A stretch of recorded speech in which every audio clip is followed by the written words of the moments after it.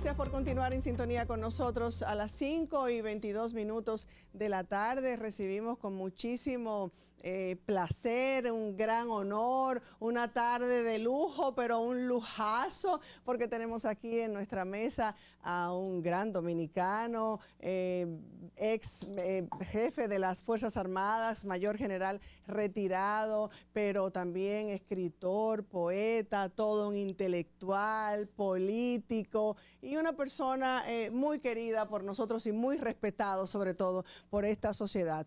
El mayor general, o como bien lo conocemos, el general Soto Jiménez está con nosotros. Bienvenido, buenas tardes. Bueno, después de una presentación así... Me quedé corta, sí, porque si yo me pongo a leer todo esto, se me va el programa. Pero le faltó una cosa, amigo de ustedes. Ah, caramba, por eso dije, gran aprecio. Y no desde ahora. Así es. Es un gran placer tenerlo por aquí con nosotros. Bueno, el placer... Este programa se viste de lujo. Sí, el placer realmente es mío. Me encuentro aquí, traigo un saludo muy dominicanista y muy pueblista para todos ustedes.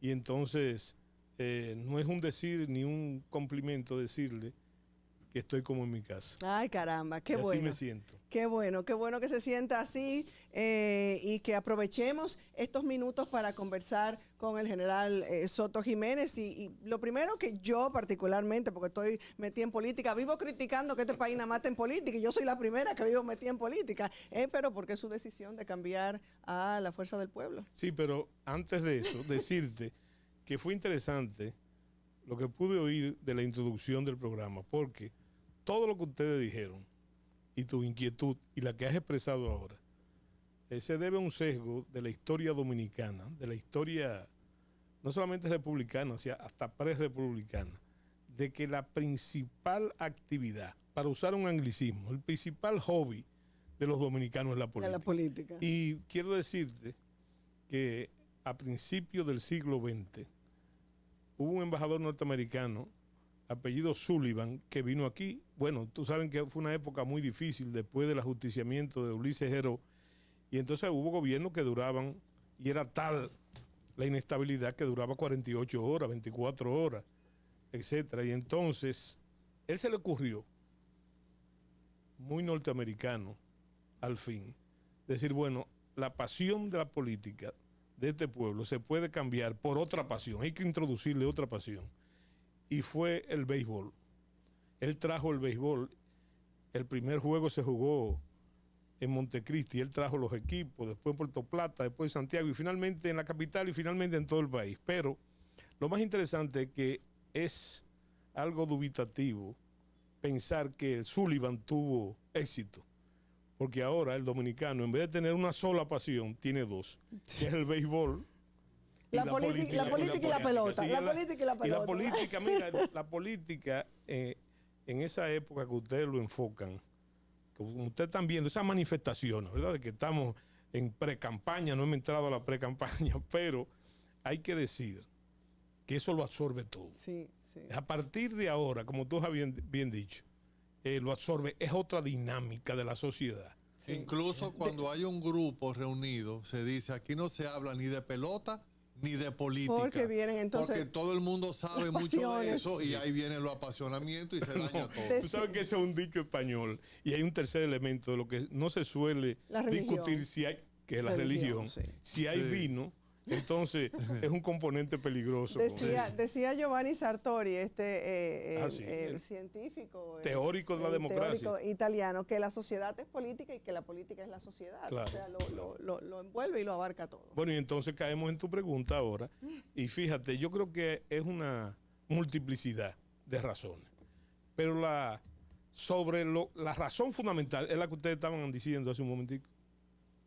Mira, y yo creo que se quedaron cortos, porque hay una joven periodista que se llama Yudelka Mejía, del Listín, acaparó la primera página. Ella decía que 11 servicios que funcionaban no bien, sino medio bien, entonces han entrado en crisis. Ustedes mencionaron 2 o 3, pero vi que un político de un partido que hizo la marcha habló de 25 servicios que han estado Hicimos en un crisis. trabajo muy especial aquí, precisamente Mira, a propósito de ese reportaje Sí. de la periodista Y del hoy Listín día- Diario. Y hoy día hay una noticia que ustedes no mencionaron, que también es muy alarmante. Y es que el nivel de analfabetismo que había Sí, bajado, sí. precisamente en estos 3 años, ha subido. Lo tengo, ¿verdad? así mismo, así lo decía Entonces, y lo comentaba. Eso es grave, Es eso es alarmante. gravísimo. Sí. Es alarmante. En un momento en que yo siempre digo que ya ser analfabeto, no saber leer y escribir, sino no dominar ese aparatico que ustedes tienen ahí, que se llama laptop o la computadora o el mismo celular. Pero eso es alarmante realmente. Y eso se suma a esas motivaciones. Fíjate, yo por naturaleza, después de haberme liberado de la sujeción de parte de mis derechos constitucionales en cuanto a la política por mi vida militar, Sí. me es muy difícil ser neutral, o sea, permanecer al margen de los problemas. Y entonces, también esa fue una de las razones, tomar partido. Yo me remonto a Solón, el viejo legislador ateniense, que decía que el peor pecado ciudadano era no participar en el debate. Yo creo que es un deber ciudadano, y el gestor político, el real gestor político, es el ciudadano consciente de sus deberes y consciente de sus derechos. Por lo Así tanto, eso me llevó. Pero también hay que decir algo, porque si Y entonces la Quinta República No, se la queda qui- o vine, no, no, o no, vine, o vine con mi paquetico. esa es la pregunta clave. Sí. Después de decirte la otra razón, Perdón, yo Francisco. pienso en una razón muy deportiva. Yo creo que se puede pensar mucho en el boxeo. Y el dominicano ve la política también así, como muy deportiva. Yo te digo, es un deporte que no deja de ser trágico, porque esos problemas, como ustedes dijeron No me hace un gusta ver, momento, no me gusta ver el boxeo, pero bueno. aflige a la población y sobre todo a los sectores más menesterosos de la población, de lo que Leonel Fernández dijo una vez, que era el país grandote, el país dividiéndolo, hay un país pequeño, que es el país del 0.5% de la población, un país mediano, que es el de lo que nosotros llamamos la clase media, que es la baja pequeña burguesía, y el país grandote, que carece de todos, de esos servicios y de otros más, que son la sumatoria de eso. Entonces, también el liderazgo, si tú te llevas de lo deportivo, yo pienso que el presidente Fernández, sin hacer una apología del doctor Fernández, entonces no hay contendor de su peso, de lo que él significa en cuanto a la experiencia de haber sido 3 veces presidente de la República por votación, una de ellas desde la oposición, y además su carácter visionario. Y también entre sus armas es un gran comunicador, como ustedes, un gran comunicador. Fíjense que me llama mucho la atención una cosa que yo repito mucho. Es un hombre que no dice de más ni de menos, solamente dice lo necesario. Pero al decir lo necesario, dice lo conveniente, ¿verdad? Y entonces, de ese punto de vista, hay que enfocarlo así. Es el político que más se me parece a Joaquín Balaguer. Bueno, yo tengo... Y no suelo comparar, porque para mí Joaquín Balaguer, ¿verdad? Las comparaciones son peligrosas, pero yo digo otra cosa.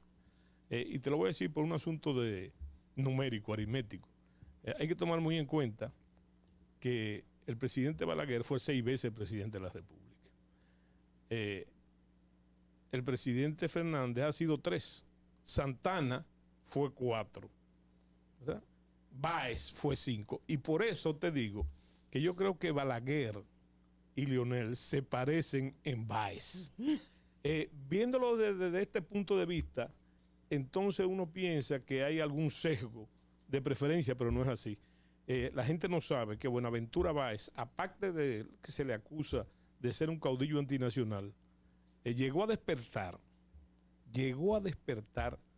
tal fanatismo en la población entre sus seguidores, que eso que ustedes conocen de otro político contemporáneo, de Llegó Papá, eso es de Báez. Se le decía a Buenaventura Báez, que fue, como ya dije, 5 veces presidente de la República. Y yo pienso que el doctor Fernández se encamina, sin lugar a dudas, a ser por 4ª vez presidente de la República.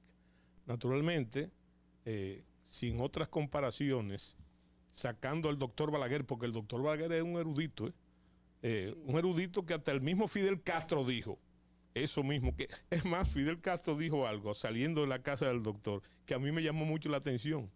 Él dijo, ese señor conoce más la política cubana que yo y conoce más mi familia que yo, ¿verdad? El doctor Balaguer era un erudito. Y yo pienso... Para lograr ese triunfo que usted anticipa o que logra ver en esa bola de cristal que tiene Soto Jiménez, irá para obtener ese triunfo aliado al PLD. Mira, al final, a fin de cuentas. Fíjate, tú sabes que yo fui militar, ¿verdad? Sí. Bueno, entonces eso crea esas sujeciones por hábito y por convicción de la disciplina. Entonces, el presidente de mi partido ha dicho que su alianza es con el pueblo. Fíjate lo que te dije de la forma de comunicarse. Sí. Pero resulta que los partidos son una expresión política de ese pueblo. Sí. Entonces, hay que dejar que las cosas se van desarrollando. Ustedes hablaron de la marcha, como le llama el doctor Fernández, del viejo partido, ¿verdad? Sin lugar a dudas, usted va a encontrar que fue una marcha notable, que sigue expresando sus niveles de organización, que eso es otra cosa. Mostró el PLD ayer como que está recomponiéndose. Mostró músculo. La gran pregunta sería, ¿con qué fines, verdad? ¿Con qué fines? Porque tampoco hay que subestimar, sobre todo y subestimar al PLD, como se le subestimó por mucho tiempo, hasta que finalmente, por obra y gracia del doctor Balaguer, en un hecho muy conocido, entonces alcanzó la presidencia de la República el doctor Leonel Fernández. Malo, sí, está cerrado. Bueno. Está cerrado. Si las matemáticas no se equivocan. Bueno, y entonces yo creo que de eso se trata. Mira, no es un deseo de Soto Jiménez, porque hay que aprender a delimitar los deseos de la realidad. Yo creo que hay números que la gente dentro del fervor, de ese fervor del que ustedes hablan, no se percatan. Por ejemplo, ahora hay una meta partidaria de los 2 millones que serán entregados de su padrón, de sus inscritos, de sus afiliados, el 25 de septiembre, que coincide con el golpe de Estado que se le dio al profesor Bosch en su momento, ¿verdad? Por eso el gobierno duró 7 meses. Y fíjense una cosa, más que el símbolo, lo más importante es que hay que ver con cuántos votos ganó el presidente Abinader las últimas elecciones, ¿verdad? Y creo que fue 1.998.000 votos solo. O coincidencia de que entonces hay una meta partidaria de esos 2 millones, que también es una vacuna, con otra cosa que no podemos sacar, la historia no le enseña, es más que un dejo histórico del chanchullo. Yo creo que es una medida preventiva, porque esos 2 millones de votos no son simplemente 2 millones de firmas. Es un proceso que va a alimentar el padrón de la fuerza del pueblo, porque también te voy a decir algo, hay que tomar... ¿Y necesariamente esos 2 millones de firmas son 2 millones de votos? No, bueno, sí, deben serlo. Si tú conoces que esa es otra puntualización que hay que hacer. Recuerda, estoy hablando de hace muy poco tiempo, estoy hablando de diciembre, cuando comenzó este año, en enero, tú vas a ver que se decía que ese era un partido sin estructura. Recuerda eso, ¿verdad? Y también se decía que era un partido de un solo candidato, que era su líder. Y sigue siendo, general. No es así. Mira, volvamos a los números. Ustedes comentaron también, mira qué interesante esto. Ustedes comentaron de eso que se produjo hace 2 o 3 días, de la inscripción de los precandidatos. Entonces, ¿tú sabes cuántos se inscribieron de la Fuerza del Pueblo? 4.244. Y fíjate un detalle que tú señalaste también como noticia, ¿verdad? No exactamente eso, sino que hay quejas sobre eso en los otros partidos. En esa inscripción de las precandidaturas hubo más inscritos mujeres y jóvenes que en los otros partidos. O sea que no solamente se cumplió con la ley, sino que se sobrepasó. Entonces eso es algo que habla de la dinámica de ese partido. Tú puedes estar seguro que más de lo que yo te señalé de los 2 millones, es que es algo que me llamó mucho la atención a mí desde que llegué a ese partido, esa meta, porque hay que señalar también que todas sus metas, desde noviembre del año pasado hasta hoy, se han cumplido. Y eso es un punto importante que usted señala, la juventud. ¿Cómo juega la juventud en esta nueva estrategia? No sé si con premeditación y alevosía o señalándome a mí, no por joven, sino por viejito. Si no, yo te digo que es interesante. Yo le he dicho otra vez, ¿qué hago yo? ¿Qué he hecho yo desde que llegué ahí? No solamente hacer lo que tengo que hacer y trabajar con denuedo por el triunfo de la fuerza del pueblo, sino también ver lo que está pasando en esa organización. Entonces yo me atrevo a decir, más allá de aquel famoso dejo de los dominicanos de poner, tú sabes que los dominicanos son enfermos poniendo porcentaje, sí, y siempre ponen un 70%. Bueno, pues yo te voy a decir que me atrevo a asegurar, fruto de mi observación, que un 60% de la dirigencia alta, media y baja del partido, me estoy refiriendo a los dirigentes, a los militantes y a los simpatizantes, son jóvenes. Jóvenes, y este es otro detalle importante, altamente motivados, ¿verdad? Yo pienso, por experiencia militar, que una de las cosas que hay que tener cuidado, dos cosas que tú señalaste. Primero, el triunfalismo. El triunfalismo, sí, es peligroso, sí, y nunca se debe subestimar al adversario. Y también eso que yo veo, que es el espíritu, que nosotros llamamos los militares el espíritu de cuerpo, el espíritu. Ahí todo el mundo está deseoso. Y tú ves en esas inscripciones, hay detalles que hay que observar. El entusiasmo, primero, de todos los inscritos. Pero una cosa que me dejó a mí al helado, que fue una gran fiesta cívica lo que pasó en la Fuerza del Pueblo, que llegaban a los sitios de inscripción contrarios, por decir así. O sea, contrarios que gente que está pulsando por la misma candidatura, precandidatura. Entonces llegaban juntos y celebraban eso como una fiesta. Eso habla de la motivación y eso es muy importante en un proceso como este. Muy importante. Bueno, nosotros tenemos que ir a una breve pausa para publicidad, Francisco, pero cuando regresemos tenemos muchos temas de que seguir conversando con el general Soto Jiménez, la seguridad ciudadana, la inmigración y muchos otros temas que hay que aprovecharlo y hay que sacarle así, hay que exprimirlo y sacarle el jugo. Ya volvemos.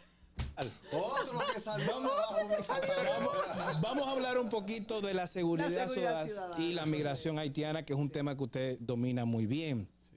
La comunidad internacional no ha dejado solo, lamentablemente, con el tema haitiano. Su parecer, los controles que tiene que tener el gobierno. ¿Qué ha pasado con todo esto? Mira, ojalá, eso que muchos piensan, ojalá, que hay un contubernio. Sí. Ojalá nos haya dejado solo. Ese no es el problema. El problema es que la famosa comunidad internacional, que no es tal, tiene otro objetivo. Tiene otro objetivo, ¿verdad? Un objetivo que ya tampoco es tan inconfeso, porque hay una serie de eventos concatenados que hablan claramente, inclusive uno bastante reciente con el asunto de la oficina que se quería montar aquí para ayudar a la policía de Haití. Sí, y yo pienso que, mira, tú sabes que ese es mi tema, ha sido mi tema por muchos años. Más de lo que yo puedo decir. Y entonces quería decirles en ese estado que ya yo no pienso que es una amenaza. Es un hecho que estamos viviendo. El interés que tiene el presidente Abinader podría ser encomiable desde el punto de vista humanístico, de pedir ayuda para Haití. Yo me pregunto, ¿y quién nos ayudará a nosotros con el grave problema que tenemos? Y el grave problema que tenemos es que la migración ilegal se está tragando los frutos de nuestra democracia, de una democracia que nos saca... que dice que hay 4 hijos de haitianas en comparación con 2 de las dominicanas con 1. Y eso es lo que te estoy diciendo. Y la salud y todo lo que te estoy diciendo es que esa lucha de hace 62 años del pueblo dominicano, se lo está tragando la migración ilegal. Por ejemplo, para no irnos más para atrás, el hecho del 4%, sí, por ejemplo, que ustedes recuerdan la lucha por el 4%, la lucha denodada por el 4%, y después lo que costó llegar a la seguridad social, que ahí está lo que tú estás diciendo. Se ha hablado inclusive que un 30% del presupuesto de salud, un 30% se lo está tragando. Yo decía hace unas cuantas semanas que aquí la invasión viene a través del vientre de las haitianas, porque esos niños luego se quedan aquí. Pero hay que hacer también una aclaración. Yo recuerdo cuando yo era estudiante, se me enseñó lo que era el principio de Malthus, que la población no crece aritméticamente, sino geométricamente. Y te digo eso ¿por qué? Porque yo lo digo de otra manera, o pretendo decirlo de otra manera. Yo creo que la frontera, la demarcación de nuestra soberanía territorial cruza por el vientre de las haitianas. Porque no es que lo traen. Sin lugar a duda, lo traen. Hay un grupo que lo trae. Pero yo quiero hacerle este ejercicio. Si aquí hay 3 millones de haitianos, ¿verdad? Que todavía no sabemos. El censo es el secreto mejor guardado. Bueno, a mí no me contaron, general. Yo no estoy contado, o sea que ese censo... Sí, bueno, pero yo te pregunto a ti, con esa cantidad de haitianos, ¿tú crees que hay que traer haitianas para tener aglomerados y concentrados e inoperantes nuestros hospitales? Es el producto de la gente que están aquí. Miren, un promedio de una familia haitiana, un promedio, son 6 miembros, ¿verdad? Imagínense que sean 6. Y como dice el dominicano, y el rancho ardiendo. ¿Cuántos? Bueno, ¿se habló de esa cifra? Sí.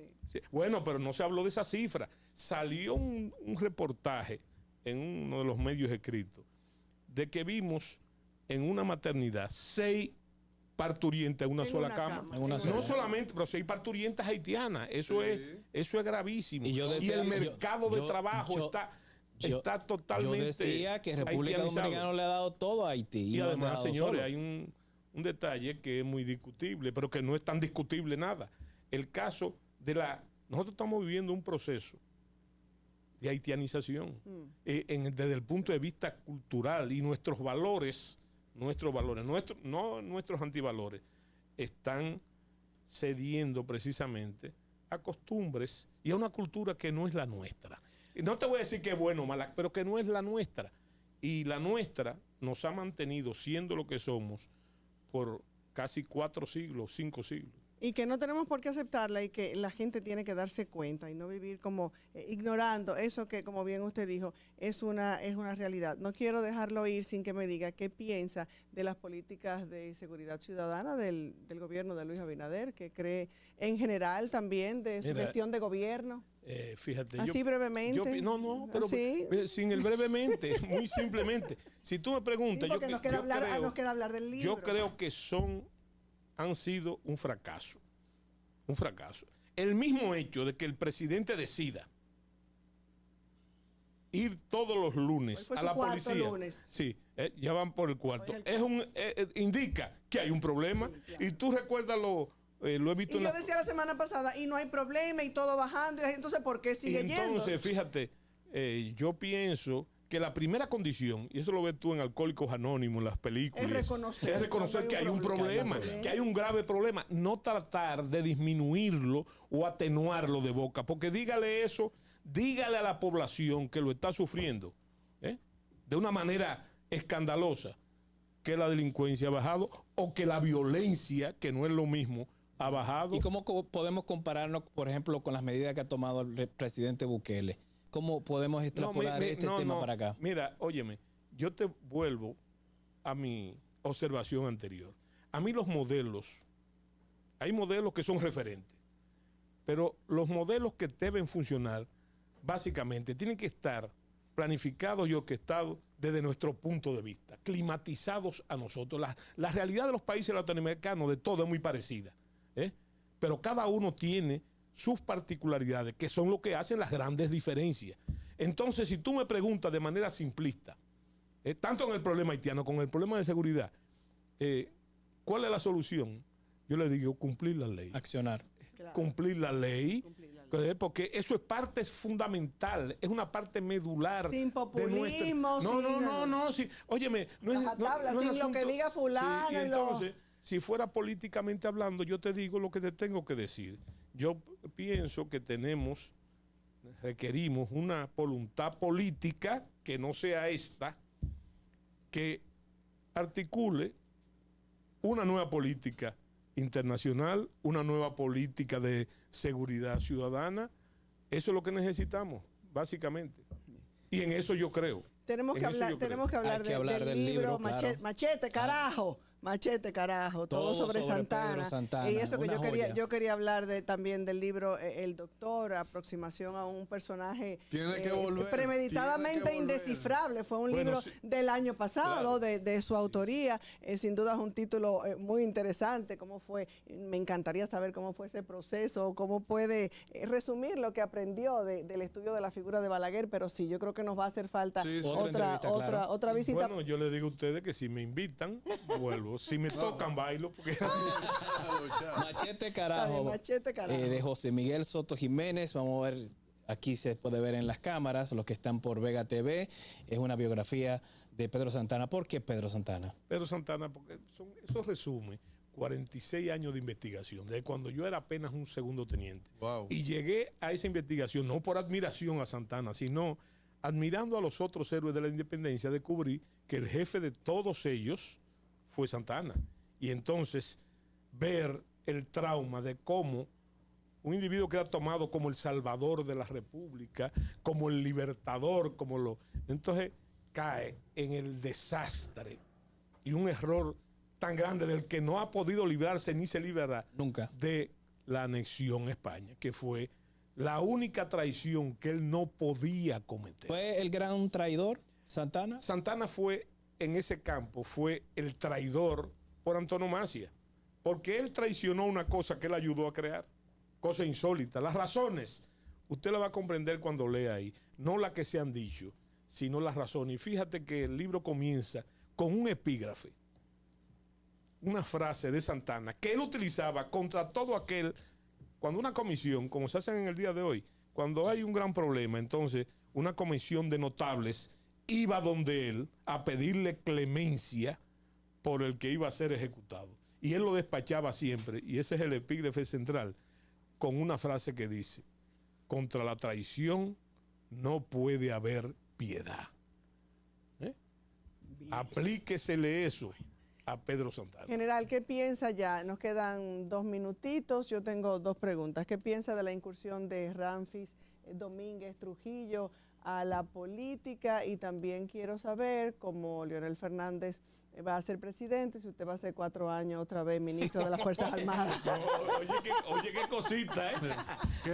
No, mira, comenzando por la segunda parte de la pregunta, yo te digo que en este momento... ¿Fue el único o hay otros que han estado 4 años? El saliente fue, y ya el general Díaz Morfa va por 3 años. Bueno, va a cumplir 3 años. Pero yo lo que le digo es, sin meterme en eso, porque es una facultad constitucional del presidente, en el inciso 14 del artículo 55, antes de la reforma, que decía que el presidente es responsable de hacer todo lo concerniente a las Fuerzas Armadas. Por lo tanto, eso mismo. Y además, tome en cuenta... Es el jefe. Sí. ¿Cómo se dice? El comandante jefe. El jefe supremo. Sí. Entonces, por lo tanto, 5 estrellas. Yo no me nombré ni me dejé 4 años.